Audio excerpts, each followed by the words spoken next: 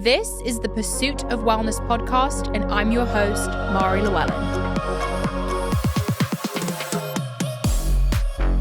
Hannah, welcome to the show. Thank you. I'm so excited to have you today. I'm so happy to be here. I've wanted you to come on for a while. I actually have questions for you that I've never gotten to ask you. Amazing. As a friend. I feel like that always comes up because you're always talking about other things that are Totally. so current in people's lives that you never really get to dig deep. Yeah, and then I'm sitting down prepping for you and I'm like, wait, I actually have questions for her that I want to know. Amazing. Let's just start by giving the people some background. I feel like a lot of people listening probably follow you, but for anyone who doesn't know, give us some tea on who you are. What's my little 30-second spiel? I'm from Chicago, then went to college in LA, grew up with two sisters, moved to New York, worked in finance. That was kind of my upbringing and what I always wanted to do. I always wanted to be a finance girly. You did?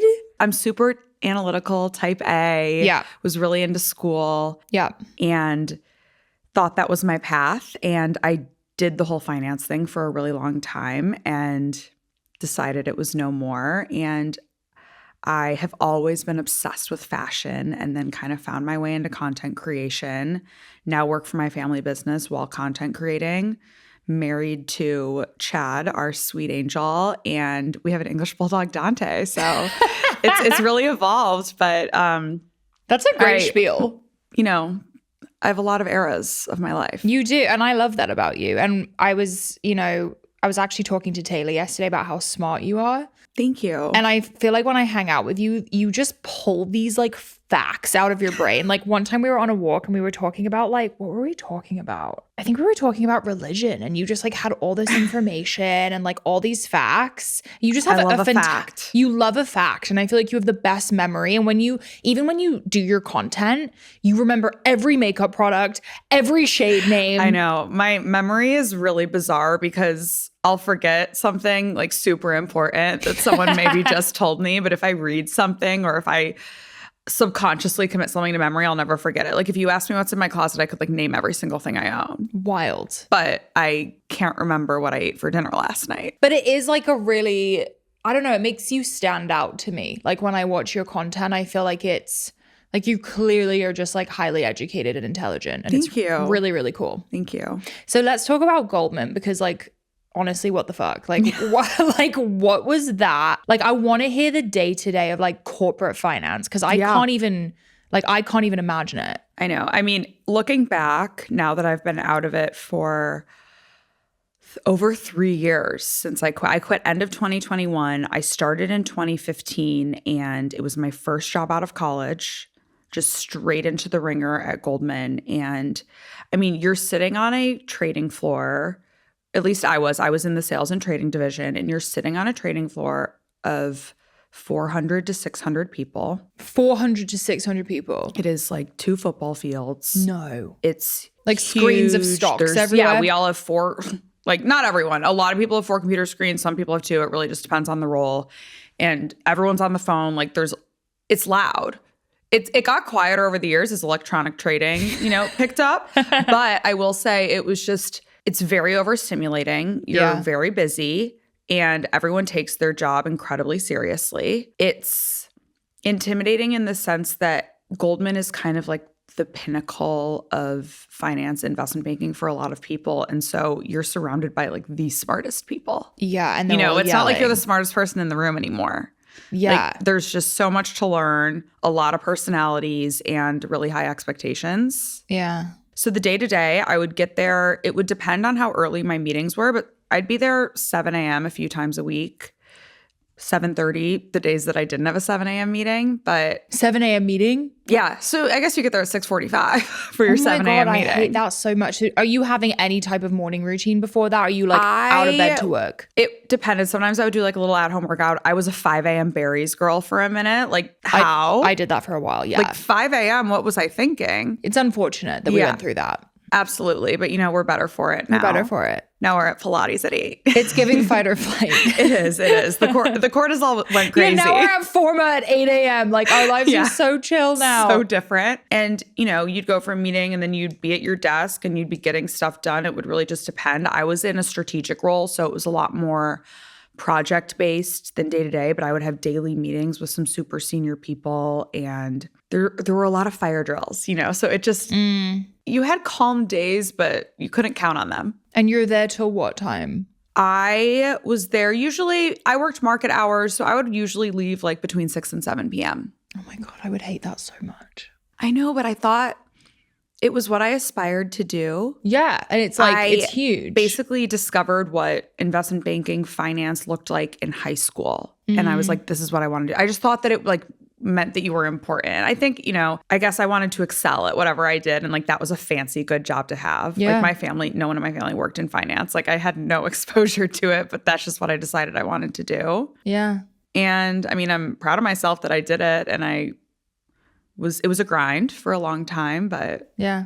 One day I was just like, I can't do this anymore. I feel like there's a season for everything. Like I feel like similar to you, I got my grinding seasons kind of out of the way. And now I'm in a very unique time of my life. But like, I think it's a very, I don't know, I always say the feminine, masculine, Absolutely. eras. People don't like when I say that, but you know what I mean. Like totally a hardcore era and a softcore era. Yes. And I feel like watching you now, it seems like your job is very creative. You get to have fun with it. You get to share your personal beliefs. Like I feel like it's kind of like night and day from what you were doing at Goldman, it seems like.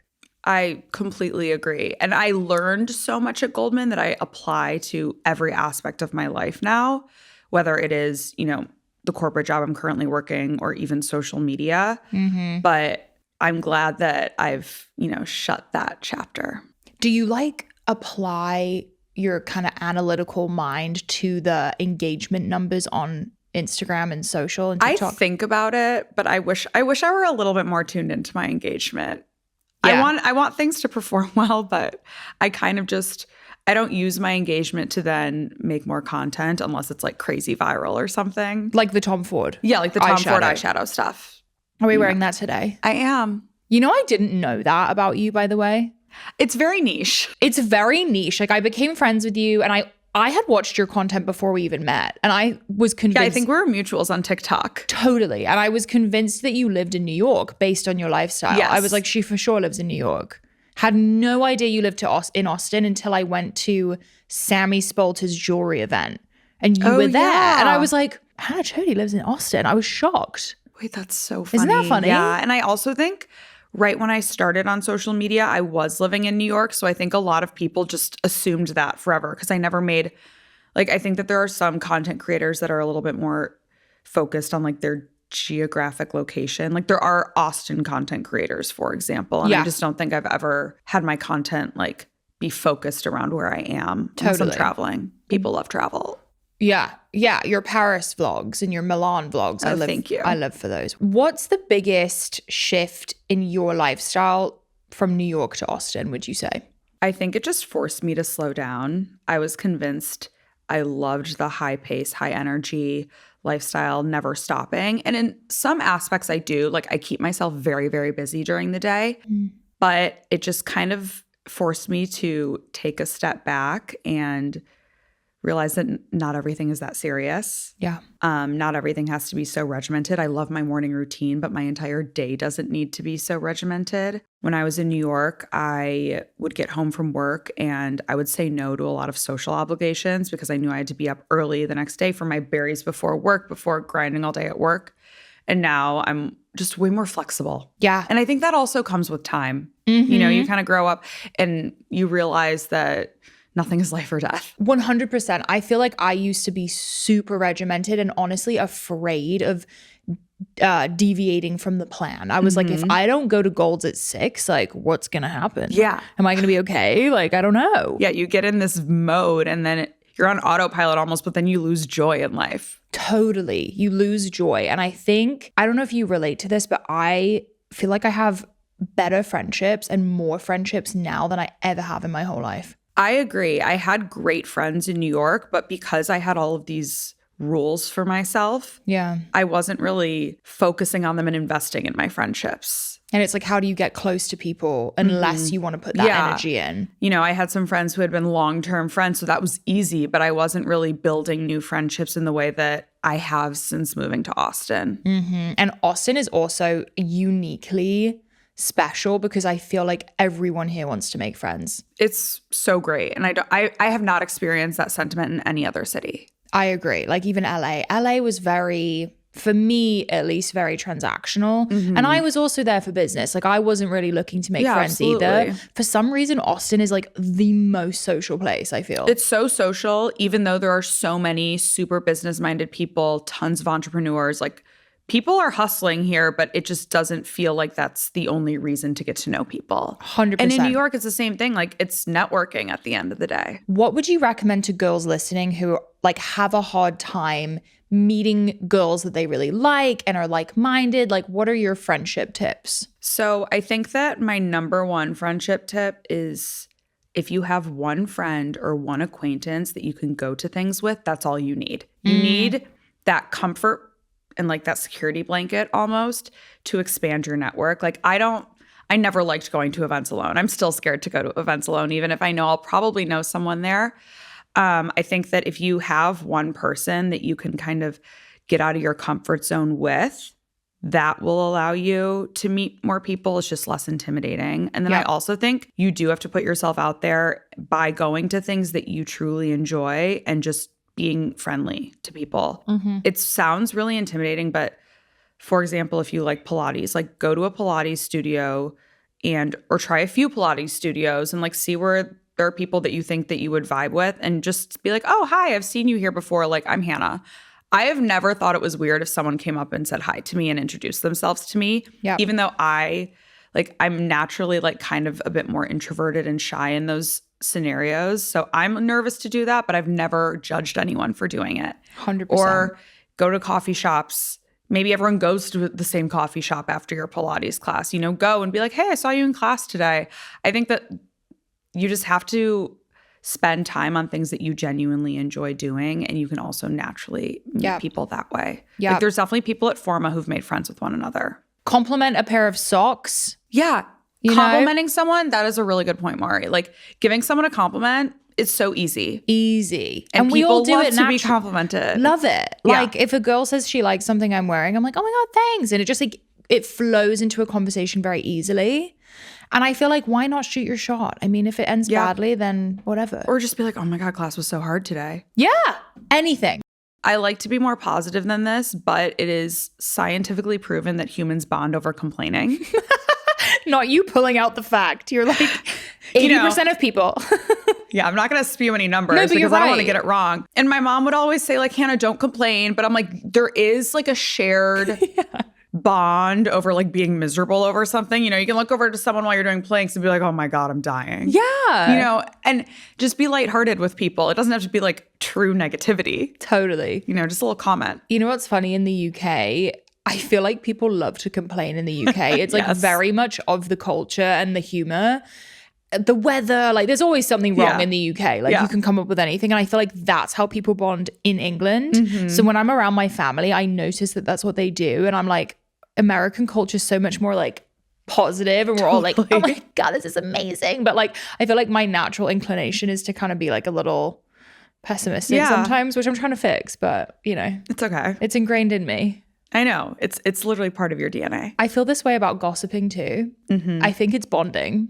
It is. It totally is. And I think that there's good gossip and bad gossip. Like 100%. You don't want to talk meanly about someone else, but if you're sharing information. We're sharing information. People love information. For our own safety. Yeah. In the tribe, we're sharing info. We got to stay safe. So I know that you met Chad at Goldman, correct? I did. Okay. Can we hear like more about that? Yes. So it's a really funny story because I don't remember a good like the beginning of it. I fear you blacked out your Goldman experience. I fear I did. This is a little bit of a long story, but basically when I was at Goldman, there weren't that many California college kids. You know, it was a lot of East Coast schools that would go and work at Goldman. So Chad had gone to school in Southern California.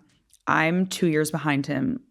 And basically they shared with the other California recent graduates, like who's coming from California, basically. All USC? Wasn't all USC. It was a few different schools. So he had seen my resume. There were probably like 10 of us who had gone to school in California. And so they had seen everyone.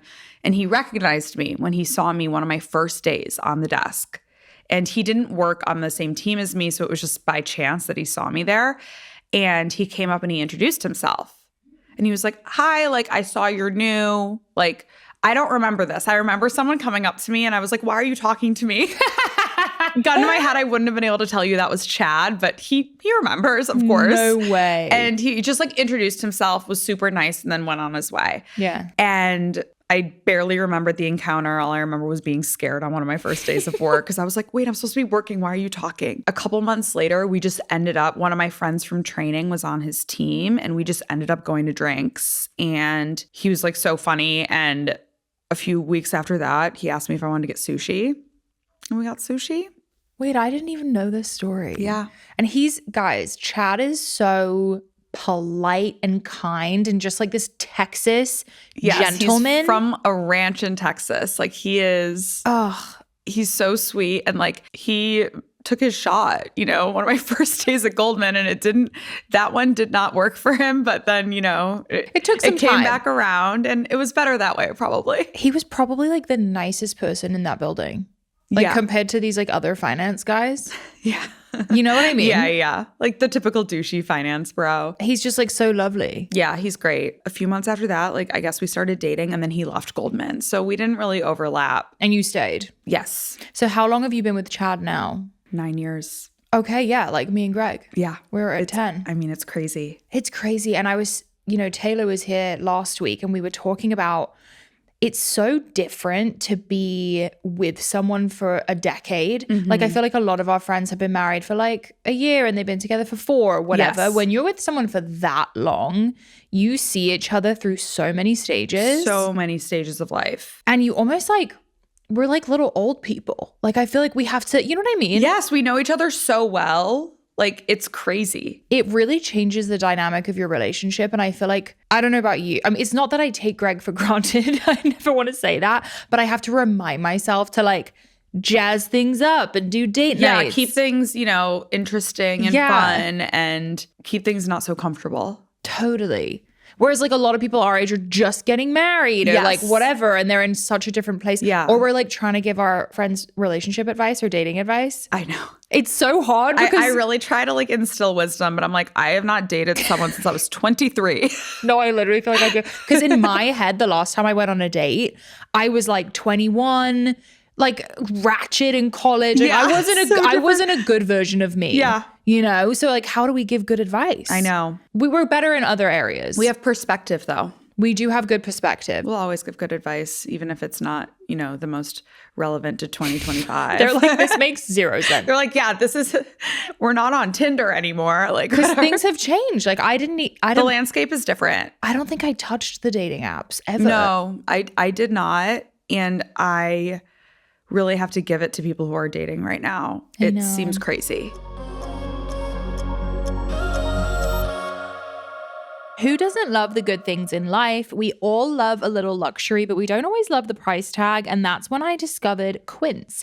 Quince is my go-to for luxury essentials at affordable prices. They offer a range of high quality items at prices within reach, like 100% Mongolian cashmere sweaters from $50, washable silk tops and dresses, organic cotton sweaters, and 14 karat gold jewelry. The best part is that all Quince items are priced 50 to 80% less than similar brands. By partnering directly with top factories, Quince cuts the cost of the middleman and passes the savings on to us. Quince only works with factories that use safe, ethical, and responsible manufacturing practices and premium fabrics, which I absolutely love. I think the Mongolian cashmere sweaters are a must in every closet. They look amazing with leggings, jeans. You can style them up or style them down.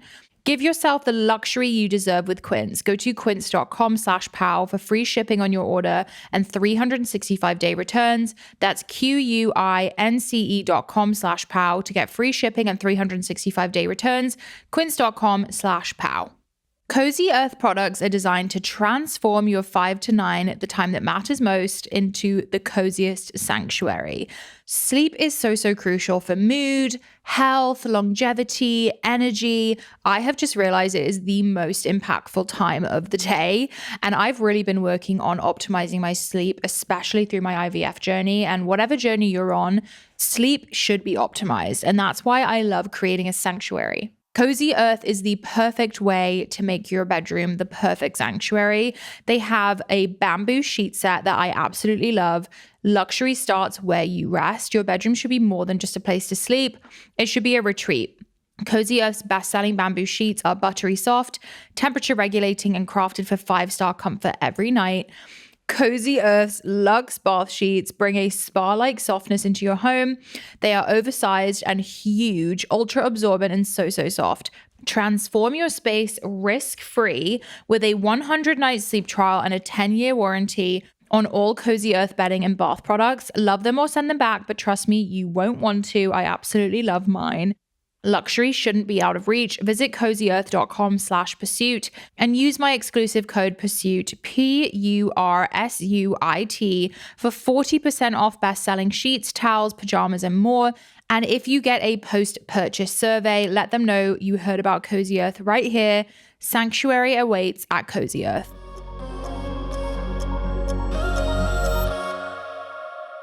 So, okay, I have to talk about your wedding. Yeah, let's do it. You had my pride and joy. I mean, your pride and joy, which I also didn't know until I was like fully in your TikTok. And I was like, oh shit, she had the craziest wedding. And a lot of girls, I had tons of questions about your wedding, which we will get to. Fabulous. But like, tell us, how did you get engaged? Like, I need the full story because I don't even know. Okay. So Chad and I at this point had been dating. We got engaged Thanksgiving 2020. So we were just shy of 5 years of dating. Mm-hmm. And I was getting a little impatient.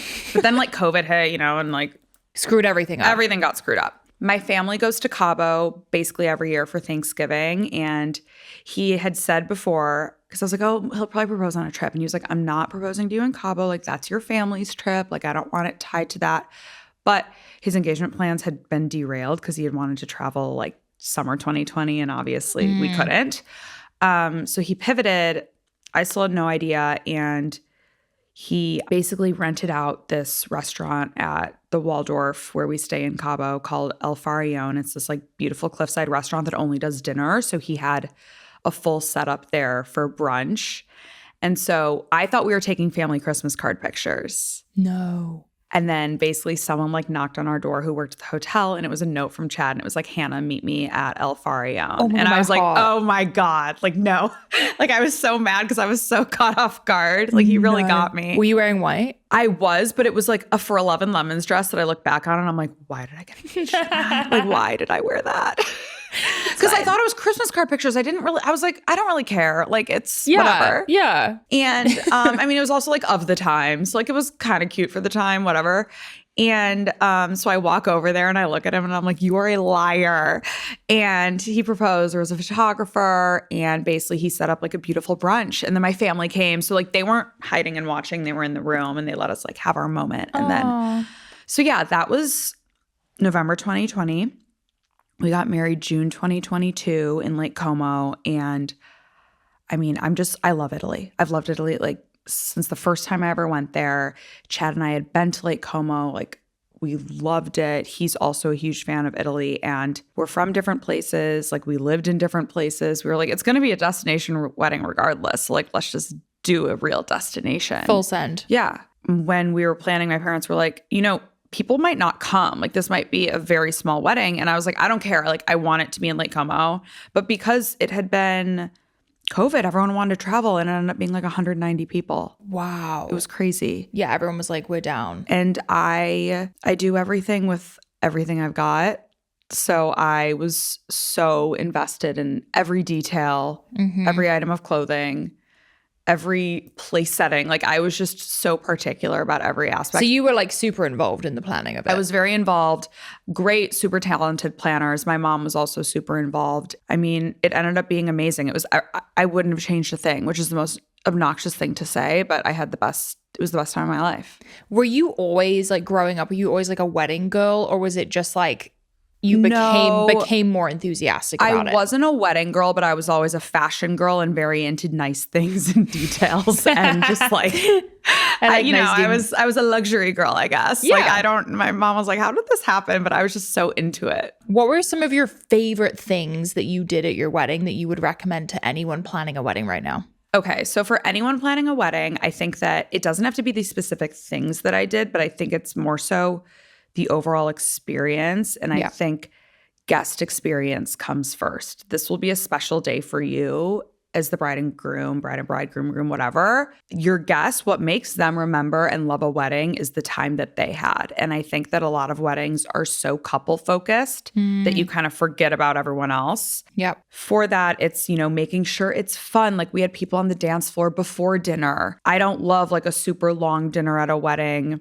I think that people kind of lose steam. So we were constantly like having dance sets in between courses and things like that. Or no one wants to wait in line at a bar after the ceremony for 20 minutes to get a drink. So how can you get more drinks into the hands of people? Is it you have multiple bars, or maybe you have waiters passing around drinks on trays or something of that nature, just so that people aren't standing around and waiting or sitting around and waiting. And it doesn't have to be, anything super extravagant. It's just finding little ways to make your guest time there more enjoyable. Mm-hmm. I think that is my main piece of advice.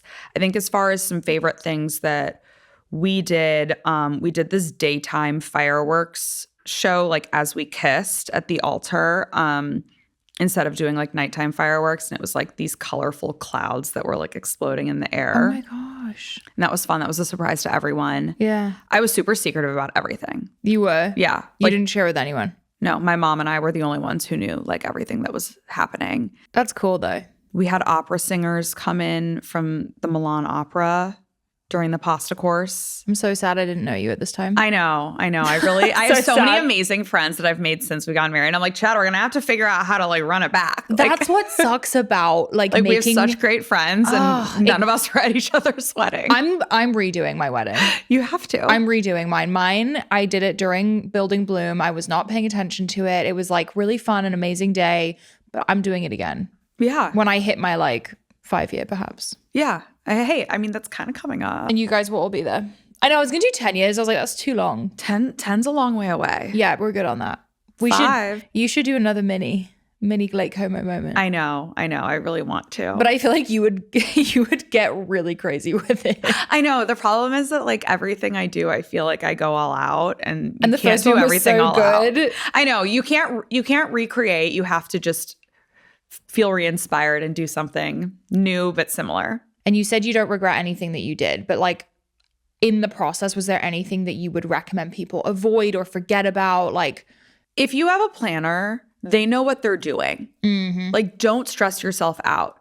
My planners, like, they executed so well, but there were moments where I was like, wait, I feel like we're getting close and like I don't know what's going on. I think everyone has different personalities, and I'm super type A, and it was stressing me out. But like, they had everything under control, but I just like started to get freaked out. If you're a person who can't handle that, maybe consider that when you're looking at planners, and, because some are going to be like way more communicative and feel more organized than others. But at the end of the day, like this is their profession. So I was just so stressed out. And I also got stressed out because Lake Como, like it's at the base of the mountains. And so, it has that summer weather where it sometimes rains. And like it's not a huge rainstorm, but so rain was in the forecast. I drove myself crazy looking at the weather. There's no point in looking at the weather. You cannot control it. Period. And just let go of things you can't control. And if you have people who are, helping put on your event, like trust them. They know what they're doing. Day of, do you have any advice for like making sure you're present and having fun? My phone was nowhere the entire weekend. Thank God I didn't lose it. Like I have no idea where it was. I probably just left it in my hotel room the entire time. Because everyone's taking pictures of you anyway. Everyone is taking pictures. Like if someone needs to get a hold of you, you're with people at all times.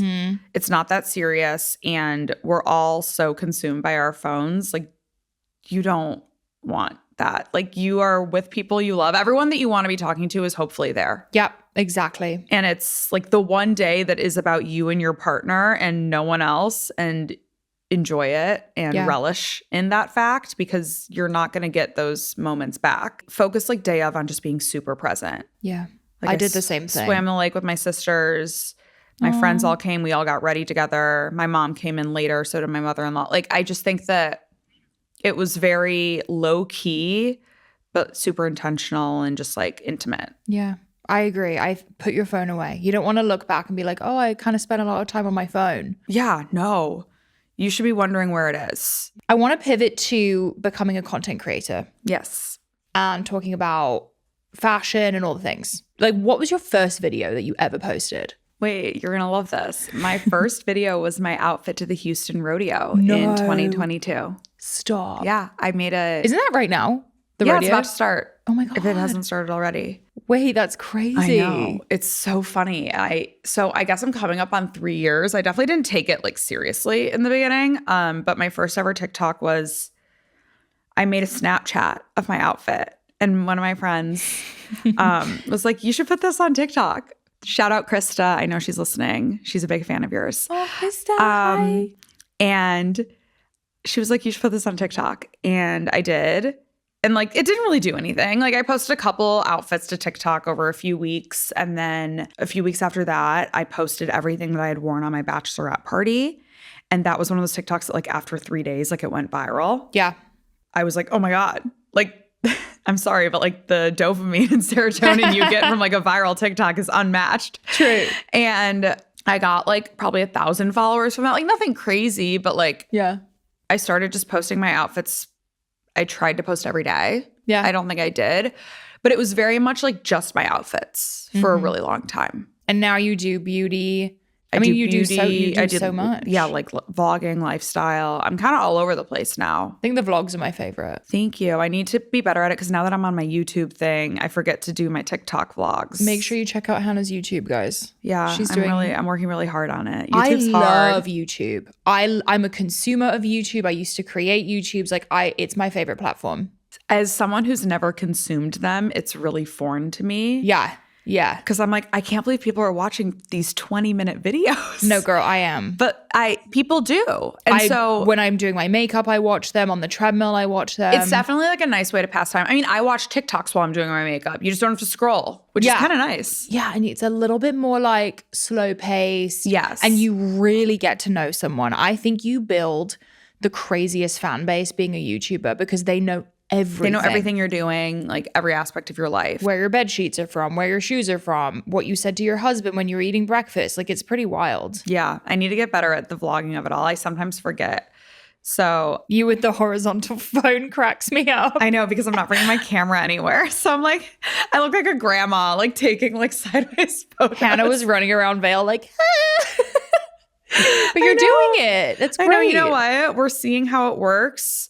With everything that's unknown with TikTok, I'm just like, I might as well, expand my reach. I think that's smart. I can. I think that's smart. Why not? And you never know what's going to happen. You're also very well spoken and have very interesting days to other people. Like, I really think that. Thank you. And also what I loved about your content before I even knew you, and I want to phrase this correctly, I like watching luxury content. Mm-hmm. And I'm just going to say that out loud. Like, yeah, I mean, I think people do. People love watching luxury content, and I liked that you were unapologetic about it. And you were like, hey, I like designer shit. Here's what I got. Yeah, and it's not, I don't come from a place of like bragging. It's more just sharing things that I love and that I'm passionate about. You also are so funny because I feel like when you talk about something, it's like coming from a factual place. You're like, it's made of leather from here, and like you know what I mean? It feels different than, it's not a brag or it's a flex. Not for show. Exactly.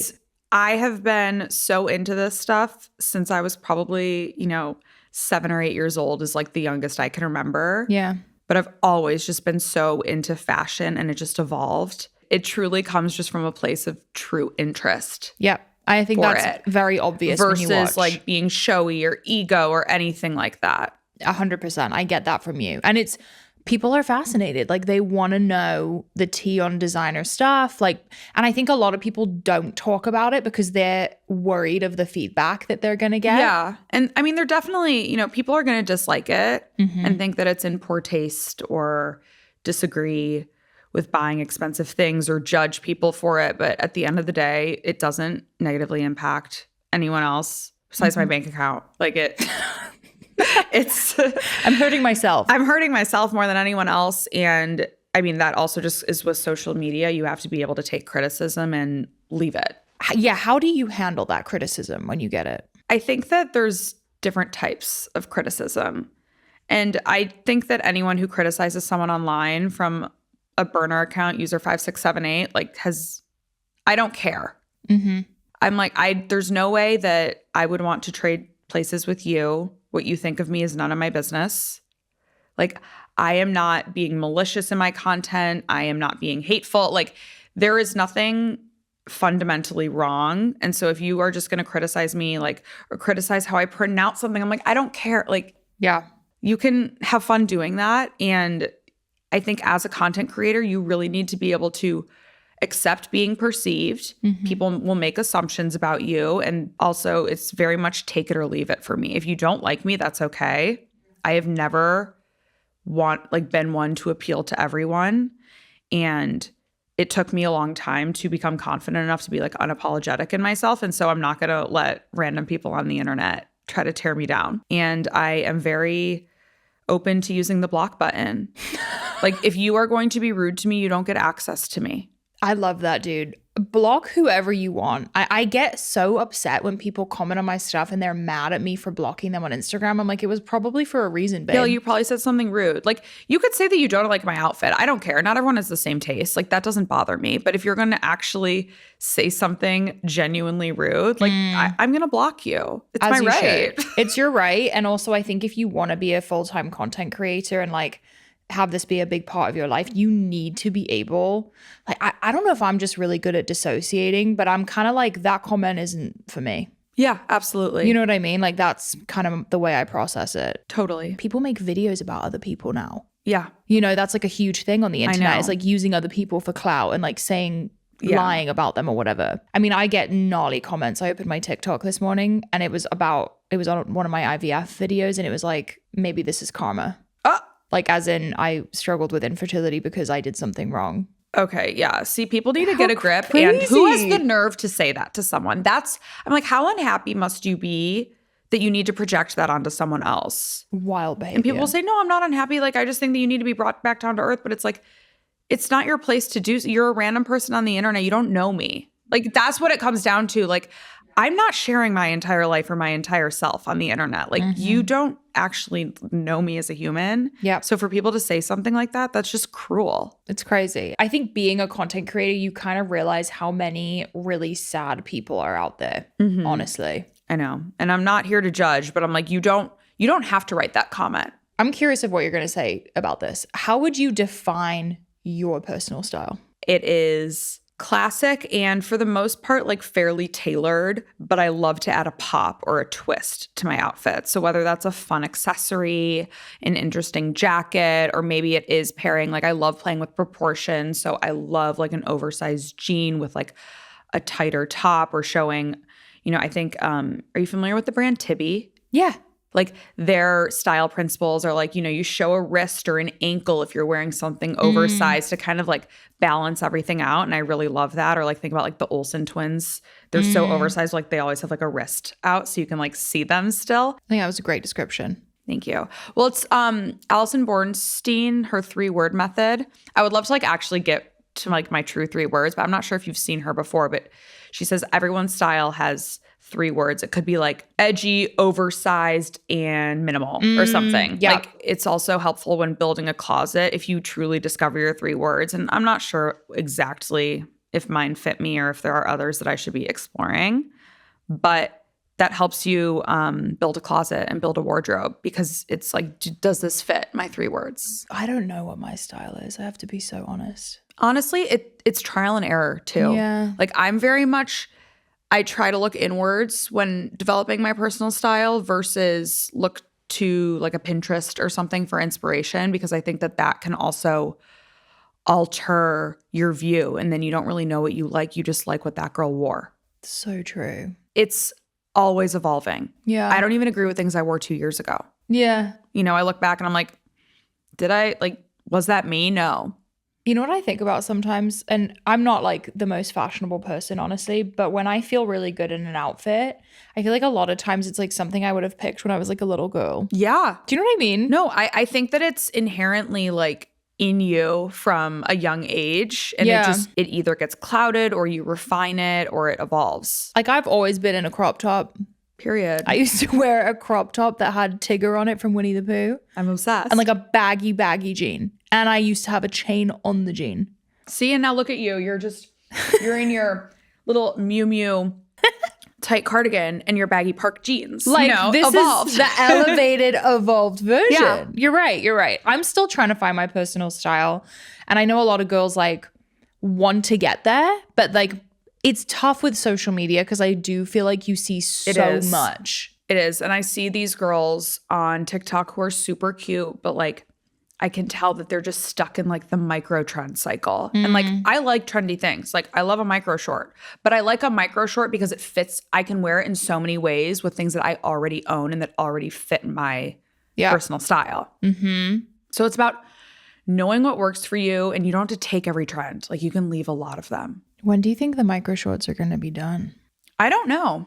I think I'm gonna wear micro shorts for as long as I can. I feel like they're never done, babe. Yeah. Like I've always loved super short things. Like the micro shorts are just more readily available now. Yeah. You know? 100%. Have you gotten shit for that? For micro shorts? Oh yeah. Someone commented on my TikTok literally like 3 days ago, like, it's time to put pants on, Hannah.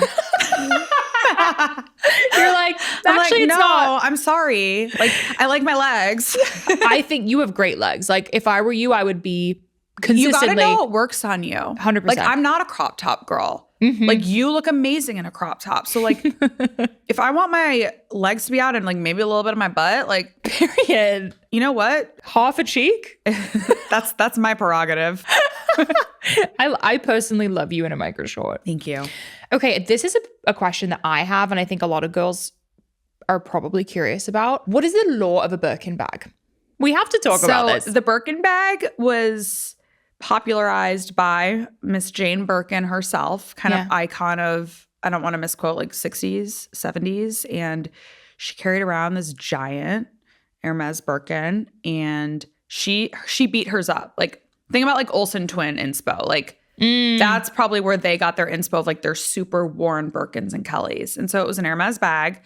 Hermes bags are known to be made very, very well, like handmade, very precise, really, really high quality materials. So that's kind of like Hermes itself. I mean, it started as equestrian leather goods house. Like they made saddles. Yeah. Mm-hmm. Like an Hermes saddle, like, is there anything cooler? Probably not. No, I think they're $200,000. Insane. No, it's insane. Or maybe $500,000. I will not be getting one. It's a little crazy. It's a little crazy, but like, you know, whatever. So Hermes evolved and it became this like luxury leather goods house. And I don't know when Birkins became like so hard to get. I remember there was a Sex and the City episode of Samantha Jones trying to get a Birkin. No. And she walked in and he was like, it's a 5-year wait list, babe. And she was like, 5 years? For a bag? And he goes, it's not a bag, it's a Birkin. Or something like that. I forget that episode. And I first found out what a Birkin was because my mom got one like years and years and years ago. Yeah. And she returned it. She didn't like it. She was like, it's too heavy. She returned it. Does she like kick herself now? She's like, fuck. No, she like exchanged it for a Kelly. Okay, queen. Okay, queen behavior. But she doesn't like a giant bag, you know, and back then I think it was like before they were doing like the small, tiny ones that they do now. Yeah. But they kind of just became, I don't know, Sex and the City, or what was that, like late 90s? So I don't know when they kind of became like this it bag. I wish I knew, but it's really evolved. And I think the TikTokification of the world is what has sent it into the stratosphere. Like made people it like didn't harder. People didn't know. Yeah, like they were always hard to get. Like the Kardashians had a bunch. Like it was very high profile. Like, but I don't think people knew how you got one until TikTok. Interesting. If you weren't already in it. I wasn't sure if you were going to say it's easier to get them now or harder. I don't know. Okay. I feel like Because there's tons of fakes now on. I mean, there's so many fakes. Yeah. I'm not one to assume anything's fake, but like I know people in my life who are like, no, I assume everything is fake. And I'm like, that's crazy. Because like, I mean, it makes sense that things like there could be a lot of fake Birkins, Kellys, whatever out there. I don't know. I don't really think about it that hard. I don't know if it's harder or easier to get one now. There's definitely more people vying for them. People are Maybe they're talking making about more. them Yeah, more. but I think also people think there are more than there are because of social media. Like people Yeah. are like, Birkins are a dime a dozen. I'm like, they're really not, but we just see it so much. People are less impressed now by everything because of social media. Like anything that is less attainable just seems more common now because you see people going to Yeah. these places, you know, or you see people on like a private jet and it like feels more normal because it's all over social media, but it's really still not normal. 100%. I agree with you. Like it's all over the For You page. You kind of feel like it's more of a common experience, even if it isn't. I know. So for anyone listening who doesn't know, because I find this to be fascinating, I think I learned this probably a couple of years ago. How does one talk about the process of getting an Hermes bag? Typically, you can walk into an Hermes store, maybe you meet a sales associate, hopefully you get good energy from them and you shop for a few things. And you can say to them, I would love to, you know, make a wish list or get on a list for a bag. Okay. And like, I'd love to develop a relationship with you and continue to shop with you. And so you can kind of let them know what you're looking for. And what people say is once you've spent at least X amount of whatever that bag costs in the store on other things, because rumor has it like they don't get commission on Birkins and Kellys, like on quota bags. So like you need to already have like a relationship where they've made commission off of you to want to offer you one. Oh, that's Again, this is all crazy. alleged. Yeah. Like no one at Hermes would ever confirm or deny this because I think that it's so different per person. Yeah. Like some people can probably just walk in and get one. Yeah. But speaking to most people's experience, once you've spent X dollars, they might now be ready to like, once that bag comes in, like they'll call you. And is it true that you just pretty much have to take whatever they offer you? You don't have to. You can be like, no thanks. You can say no, thank you. What if do they ever offer you multiple colors or are they just offering you one color? I've only bought one of my Hermes bags in the store and like she just offered me one color and it happened to be black with silver hardware. And I was like, duh. Yeah, great. But like I know in Paris, like if you get a leather appointment, it works differently there. And like they can offer you multiple colors. But I don't know. Like when I got my Picotin, she was like, I have these colors available, but that's not a quota bag, so that acts differently. But usually they won't bring up more than one at a time. So like you might say no to something, but like what if a different sales associate grabs it for someone else, then they bring you something you like less and then it's gone now.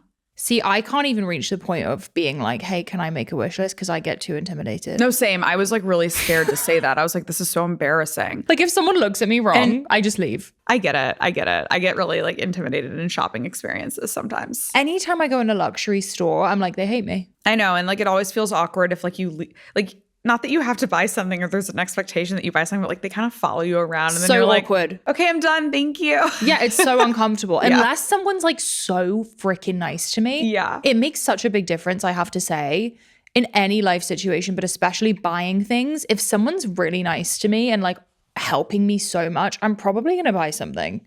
Yeah. Just because I'm like, I feel good about myself. It's so like experience heavy, I think, especially if you're going to be spending that much money. I got my Kelly in Milan and like I just developed a good relationship with a sales associate there. I got really lucky with who helped me when I wanted to buy a scarf. Got her number and like I kept shopping with her and like she shot. I had no idea I was going to get a bag the day I got a bag. It was crazy.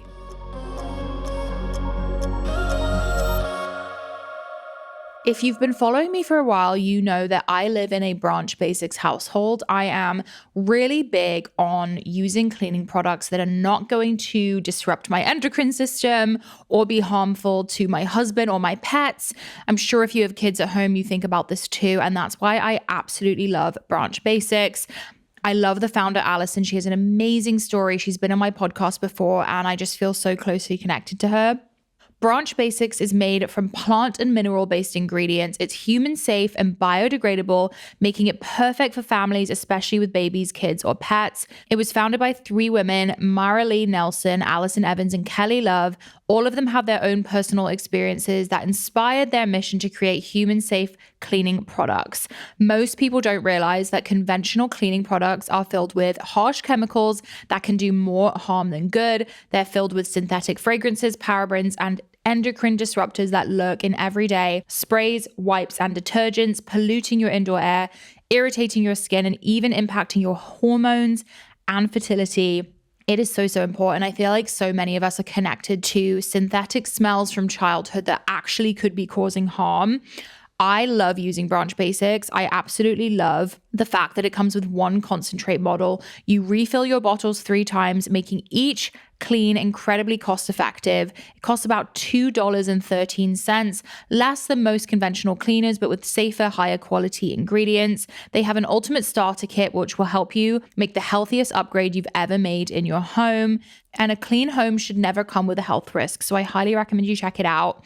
Make this the year you say goodbye to your toxic products. Right now, our listeners get 15% off their order by using code PAL15 at branchbasics.com/PAL15. That's 15% off your new Branch Basics Ultimate Starter Kit at branchbasics.com with promo code PAL15. Make 2025 your cleanest, healthiest year yet with Branch Basics. Today's episode is brought to you by Dream Recovery, the ultimate brand for optimizing your rest and recovery. As someone who is all about creating balance in life, I know how much sleep transforms your mind, body, and spirit, and Dream Recovery takes it to the next level.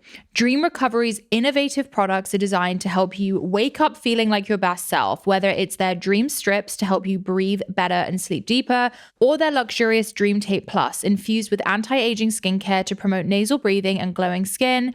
This brand is all about helping you feel refreshed, restored, and ready to conquer the day. Along with those products, I love their silk pillowcase, designed to help you keep cool while providing amazing benefits for skin and hair. I love that Dream Recovery's mission is rooted in the idea of awakening our full potential, because when we sleep better, we do better. So whether you're an athlete, a busy parent, or just trying to prioritize wellness, Dream Recovery has the tools you need to level up your recovery game. Ready to transform your nights? Visit dreamrecovery.io and use the code PURSUIT15 at checkout for an exclusive discount. Trust me, your future self will thank you. If you come into my pantry, you will find Meat Sticks by Maui Nui. It's our #1 snack in my household. Maui Nui offers the only 100% wild harvested meat that's completely stress-free and responsibly sourced. Yes, these animals are 100% wild, free to roam, and choose their own diet, but they're also destructive. Maui Nui's mission is to balance the axis deer population by being the only operation to wild harvest these animals in a way that benefits our environment, communities, and food systems. What I love about Maui Nui is it's so nutrient dense. It's the highest quality protein with the least amount of calories, up to 53% more protein per calorie than grass-fed beef. Their sugar-free peppered stick packs have 10 grams of protein and just 55 calories. They taste amazing. I was nervous about this. I was worried it would taste gamey, but it absolutely does not. And it's so convenient. It's delivered directly to your door and super easy for on the go, for flights, traveling, at work, etc. Maui Nui offers the only 100% wild harvested meat that's completely stress-free and responsibly sourced. It's perfect for anyone looking to elevate their meals with delicious high-quality protein. Maui Nui Venison is offering POW listeners a limited collection of my favorite cuts and products, but supply is limited by the nature of their work, so don't wait. Head to mauinuivenison.com/POW, P-O-W, to secure your access now. Again, that's Maui Nui Venison, MAUINUI venison.com/POW.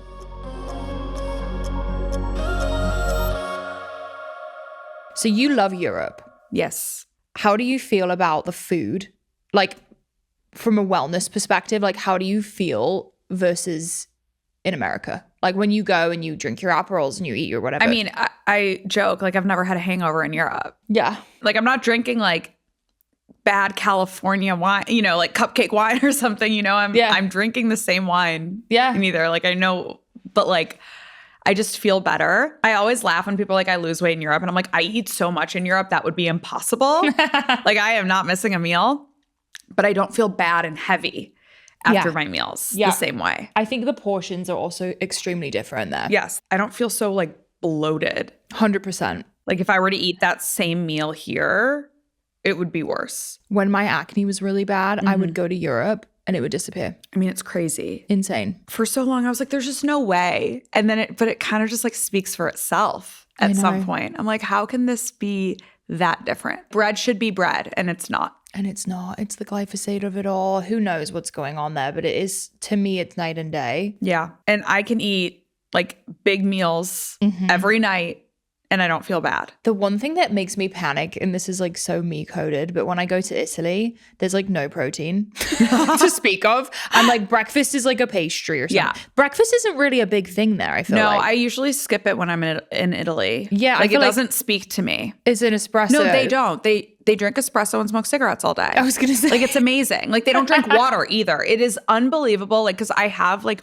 people that we've built relationships with and become friends with in Milan, and like they do not drink water. Even if I'm at dinner with them, they're not drinking water. And they live longer than us. I know. And they live longer than us. Smoking all day. What I'm like, honestly, pop off. Like, I'm so happy for you. The stress levels must be at a zero. Like literally at a zero. Nothing is serious. No, nothing's serious. Like life's just kind of pleasurable. But like all the things I take so seriously, they don't do any of them. Yeah, and they look amazing. They feel amazing. Yeah. I'm like, are you not dehydrated, babe? I know. It's crazy. Not an ounce of protein in the day. I know. The protein thing is crazy. Yeah, I'm like, I need fish. Like, give me, where's my Branzino? Like, something. Like, Greg is like panicking when we're there. He's like, what am I going to eat? I know. You guys should go to Florence and just get a bunch of bistecca fiorentina. Oh, yes. We went last year and I think we went to Siena, that little horse racing town. Yes. Oh, Chad's always wanted to go to that. Amazing. Loved it. Speaking of wellness and ingredients, you recently launched / bought a nut milk brand. I did.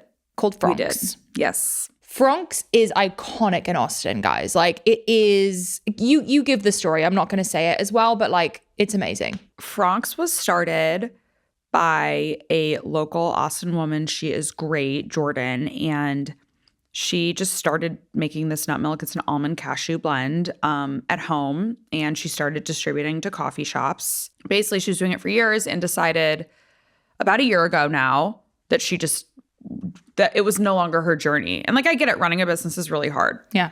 It's a lot of work. So she decided to shut Fronks down, and I was devastated. So a little background. For some reason, I cannot remember for the life of me how this started, but I became like a nut milk snob at some point, like right after I graduated college. And like I found a coffee shop that did like a homemade almond milk, and I just became obsessed with this coffee shop. Yeah. Everywhere I went, I was like, I need to find a coffee shop that does a house-made almond milk. Because you hate gums, correct? Yes. Guar gum, xanthan gum. Okay. I'm a gum hater, and like I eat everything. I mean, I eat queso like twice a week, but I'm like, no gums. That's where I draw the line.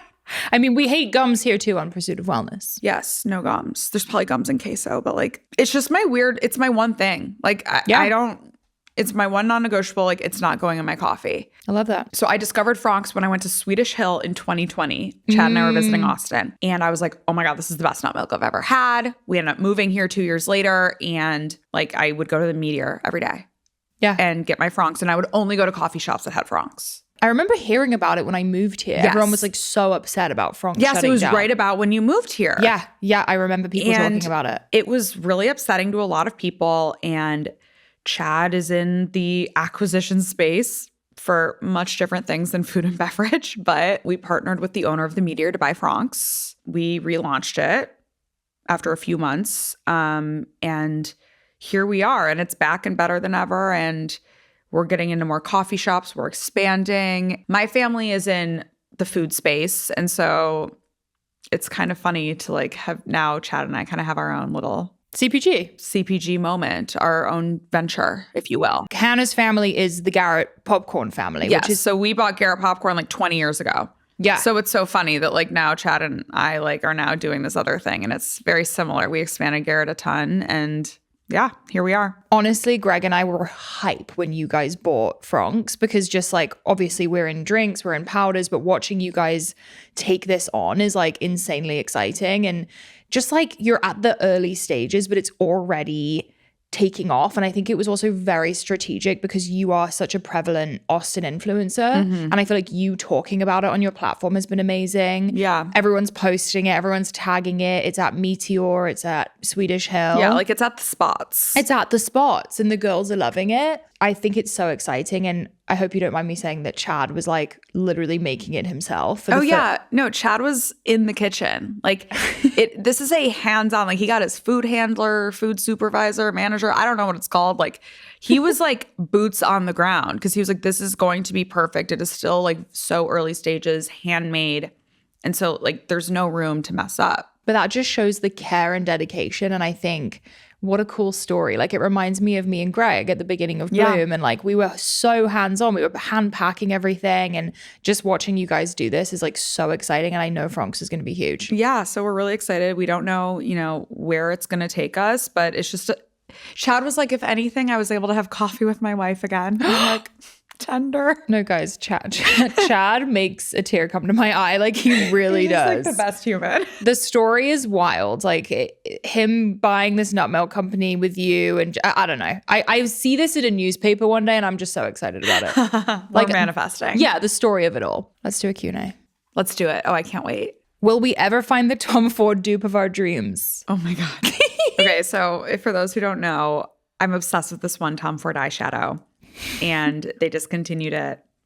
And I've been looking, and it kind of became a viral series on accident on TikTok. Yeah. Even if I have to make it, I hope we will. You're going to make it? I don't know. Not the Fronks eyeshadow. The Fronks. No, like let's not get ahead of ourselves. I think developing makeup is like a whole thing. Like it's really it's very challenging actually. I don't know if we're ever going to find the dupe. There have been ones that are close, but like nothing I would truly like endorse with my whole chest. Get it if she doesn't want to answer, but what work has she had done? Her face card is lethal. Oh my God, thank you. God damn, they said. Is that what GD stands for? Yeah. Yeah. This is so annoying. Nothing. I mean, Botox, I had under eye filler. I got it dissolved. I don't love, my under eyes are quite hollow. I did PRF a couple times. I don't think it works. Have you heard of CO2? Yes. I'd like to do that one day. Isn't that really intense? Like people do the CO2 laser like when they get their eyes done. Like it's a whole like you do it under anesthesia. You have a new face. This is annoying, but like I think my bone structure is just quite like sharp. Like I don't know. I swear to God, like I would tell you guys like if I had like filler all over my face. So you don't have a nose job? Oh, I do not have a nose job. That is the most frequently asked question. That's why I asked for everyone. Thank you. She gets asked in public too, guys. Yeah. Like we've been sitting at Swedish Hill and someone will come up and be like, where did you get your nose done? And I'm like, can you believe people ask people that? I know. But like, I take it as a compliment, but people don't believe me. And I'm like my mom has the same nose as I do. Maybe you need to do like what Kim did with her butt and get like a sonogram of your face and show that it's like real cartilage. I should. That would be hilarious for a TikTok. Yeah. Oh, I have some lip filler. But the girl who does my Botox here in Austin, she was like, if you get anything done to your face within 5 days, that's your new face to your brain. Yes. So that's how people just overdo it because they just keep like thinking that they need more and more because they get so used to what they look like. I had a plastic surgeon on the show and he talked about that. It's called like something dysmorphia. I mean, I'm sure, but I am not anti-plastic surgery. I will get a facelift one day, when I need it. I'm not opposed, but I do think that my face has thinned out a lot in the past few years. Like I've aged. But like aged in a good way, honestly. Like I look back at like 3 years ago and I like almost looked like puffy. I feel the same way about myself. Yeah. We probably weren't taking care of ourselves. No, I've definitely like become a healthier person since then. Yeah, like our cortisol is probably really high. I do think that it's a lot of just, aging's not sexy, but don't get buccal fat removal. That's one thing that like I've been accused of getting. And I'm like, no, my face just got thinner. Like, isn't that when you like remove the cheek fat? Yeah, it's like in here somewhere. Yeah. But like you need all the fat you can get as you get older. I feel like when we're young, we want to take it out, but we'll be glad that we didn't. Yes. She recently said she wished she could style T Swift. How would she do so? Outfit Rex, etc. Oh my God. Okay, so I am the biggest Swiftie. I love Taylor. I just don't agree with a lot of her fashion choices. No hate, no shade. Everyone has different personal style. I think Taylor does really well when she's wearing something more simple. Taylor's 5'11", like she is a model. I want to dress her like how Rosie Huntington Whiteley dresses. Oh, yes. Yes. I love how she dresses. Same. Like if I had to choose one style inspo, like that would be her. And I just think that Taylor has like the structure, the body. She's beautiful. Like she just, I think she kind of overdoes it. Like there's a lot of patterns happening sometimes and like chunky shoes. And I think that I don't want to, dismiss maybe what she truly likes, but I think her silhouettes could just be like a little bit more refined.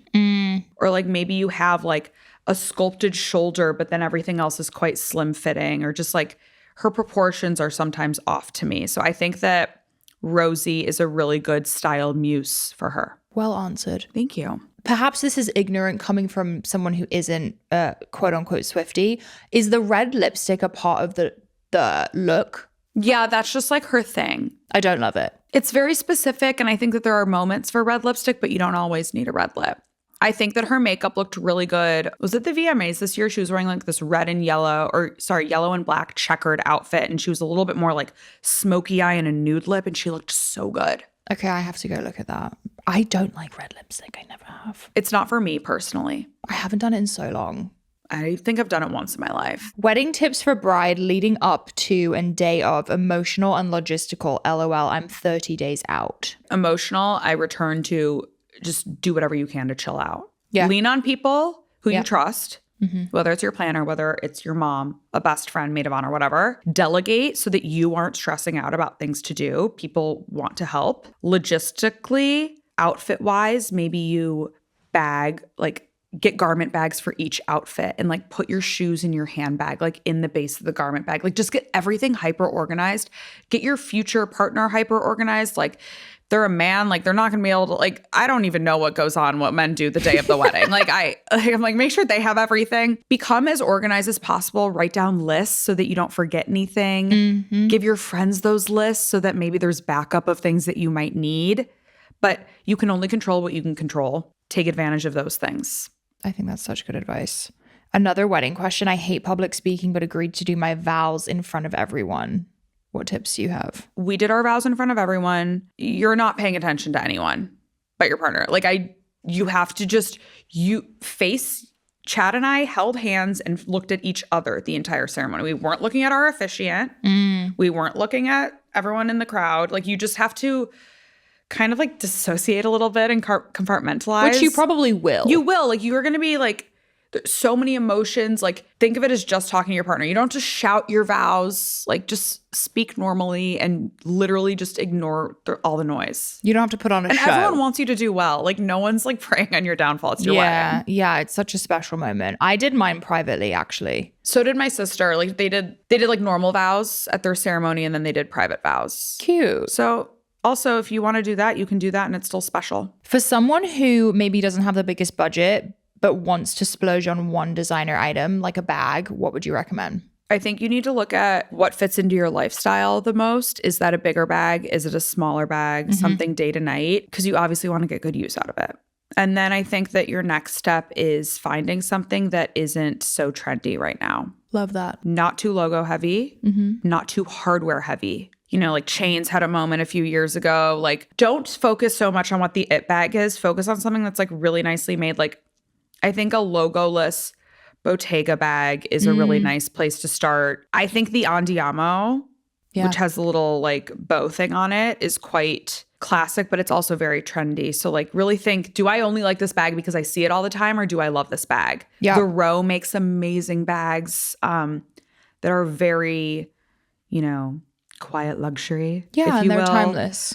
Or, if you really want to splurge, like a Chanel flat bag is like classic, but do I think it's way too expensive now? Yes. They're crazy. It's getting out of control. Yeah. I love Chanel. That's probably my go-to. I love it, but I can't believe how expensive. It's a Birkin now. Basically. What made you want to get into the family business? Towards the end of my time at Goldman, it was 2021. I had been promoted, but I was still like working my ass off. And I was just like, is this really what I want to do forever? And so I was deciding, like, do I want to just like leave the industry? Do I want to do finance somewhere else? Like for a moment I thought like, oh, do I want to go to business school? Like I just like didn't really know. And I was like back in the office. No one else was back in the office, but in finance you had to be. And I just was getting so burned out. I kind of, when I make a decision, I usually like act on that decision pretty quickly. Like I'm very sure of my choices. And I was like, you know what? Like I'm done. And so I basically like sat my dad down for a meeting and I was like, I think I can bring this value to Garrett. Like I'm working in a strategic role. I think I can bring like a corporate strategy view and lens and like a bigger business lens to the company. We, you know, decided on a few projects that I would work on like to get the ball rolling. And so I never thought that I would work for the family business, but it just kind of worked out that way. And I love it. And it's really nice, you know, working somewhere that you have like a true vested interest in. Yeah. You feel connected. Yeah, like I'm connected. I grew up around this brand and I know the brand and I share like a vision for it with my family. And I think that like has made the experience really special and my role has evolved now since joining. Is it more influencer focused now? Well, Brett does all the social media, but I do like our e-commerce site is what I run now. And I still do like a lot of strategic projects, but e-commerce is really where my main focus is. It's probably also a great experience for Fronks, right? Yeah.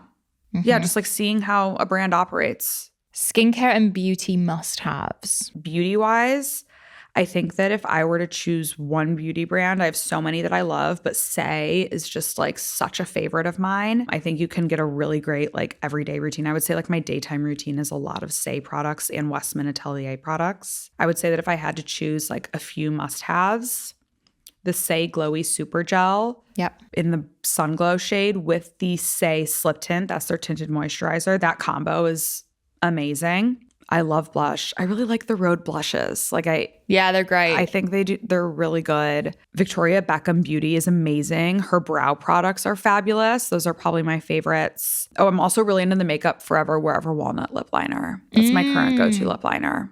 And then the House Labs lip gloss is really nice. I did a Get Ready With Me today and every single product I used was your recommendation. Oh, thank you. Saie Slip Tint, Bobbi Brown vitamin based, whatever. Oh, the Bobbi Brown face base is really good. House Labs is also really good. If you need a full glam, House Labs foundation's amazing. Fabulous. 100%. And it's acne safe.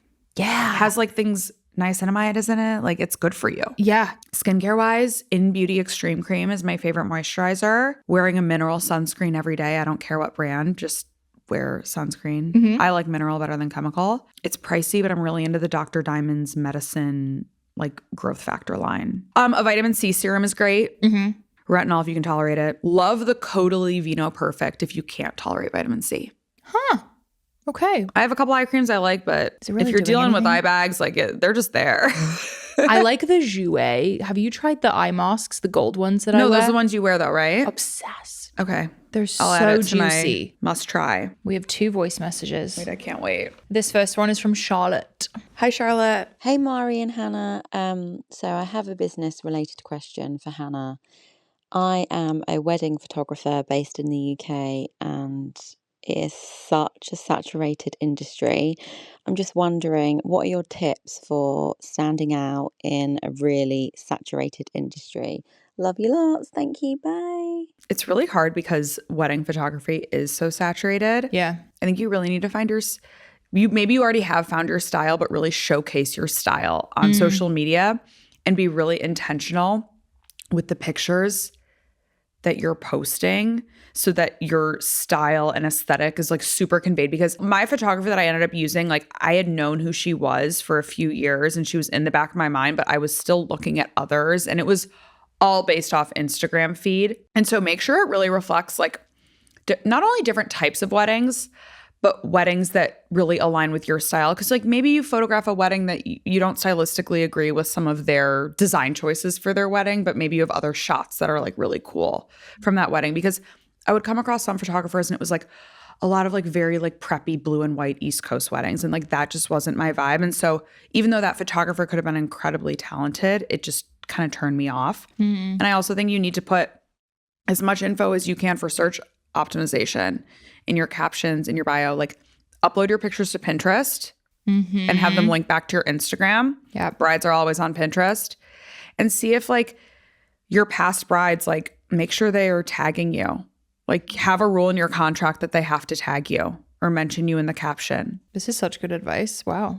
Just to get your name out there more. I 100% agree. And submit some of your work to publications. I mean, there's so many. There's a really cool, the bridal journey in Australia is really cool. Like, you know, try to submit some of your work to the bridal inspo pages as well and see if they'll feature. And I also feel like, similar to what you said, the people getting married now are younger, obviously. They're probably on TikTok. They're looking on, I mean, people own, if you're not on social media, you don't exist. Like, sorry, if you're a business, like you need to have a presence on social media. Absolutely. And I feel like maybe hopping on some of these trends where people are like, you know, like you're doing a montage of photos to a trending song or whatever. Like people look at that stuff. 100%. That's a really good point. Like doing like POV, I'm your wedding photographer. And then it's like a ton of like super quick succession, like amazing photos that you've taken. Or like people love to listen to an expert on TikTok. I feel like when I'm giving like advice on something or a perspective, like those videos always do well. So like you open it, you're like, I'm a destination wedding photographer, or like, you know, whatever you want to call yourself.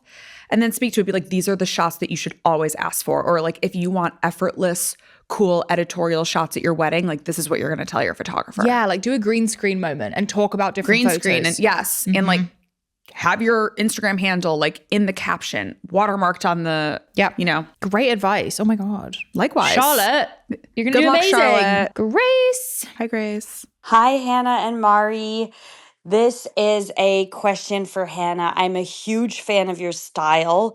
I am a business owner with quite a limited budget when it comes to buying clothing and jewelry. I'm just wondering if you have any tips for someone who wants to start investing in a really high quality wardrobe. What pieces would you start with and what brands would you look to? Would you go for vintage luxury handbags? I have a couple of those, or maybe a piece of specific gold jewelry that can elevate your everyday look. What kind of things would you invest in if you were on a limited budget and you wanted to develop a luxury style like you have? Thanks so much, and I'm excited to hear your answer. Okay, so I think that you need to start with just building out, I hate to use the term capsule wardrobe, but it really is a capsule wardrobe and pieces that you can wear in different ways. So 1 or 2 pairs of great jeans that fit you nicely. Like, and you need to think to your body type, like, is that a high-rise jean? Is it a low-rise jean? Like, what suits you best? And like a great pair of trousers, and get things tailored. They don't need to be expensive, but if you go and you get it tailored, they can look really, really expensive. I think Zara is like such a good place to buy basics. Like, don't count Zara out. Banana Republic is killing it right now from like more of like that staple, like luxury lens. And I think that you just need to buy a few things that you can mix and match and create a uniform for yourself. Like really great shirt, a good sweater, a blazer, a few good pairs of pants, like maybe like a really like sleek, elegant, like midi dress that's black that you can wear day to night. Just a few really staple things that you don't have to think too much about when you're putting outfits together. You just like don't want to go crazy. You don't need to get anything super colorful, super patterned if you're trying to build out like a luxury wardrobe. Making sure that things are fitting exactly how you want them, not being afraid to go to the tailor, and then utilizing websites like The RealReal if you have like specific things in mind. Like I've gotten a pair of brand new boots and they said they were just in good condition, and they literally had like the sticker from the store on the bottom still. Like it was crazy. So I think that if you have specific items in mind, like looking to those markets. And then as far as jewelry goes, I don't think people notice your jewelry like all that much. I think having like a nice statement earring in your arsenal is a nice touch, like a good gold earring or a good two-tone gold and silver earring that you can wear with everything. I think people aren't going to notice your earring more than anything. Like jeans, a white tee that isn't too oversized, like a good thicker white cotton tee, and like a statement earring is like super chic. Don't overthink it. Hannah, I feel like we went all over the map. I know. We covered it all. Can you tell everyone where they can find you on Instagram, TikTok? Where can they get Fronks? I am at Hannah Chody on Instagram and TikTok, at Hannah_Chody on YouTube. Fronks is at Fresh Fronks, and we're available all over Austin. We have a location in Dallas right now at the Meteor, but we are expanding. We have a little Find Us highlight on our Instagram where you can see all the tea. And if you live in the Austin area, we deliver on Farmhouse Delivery. I need to do that. Love you so much. I love you. Thanks for having me.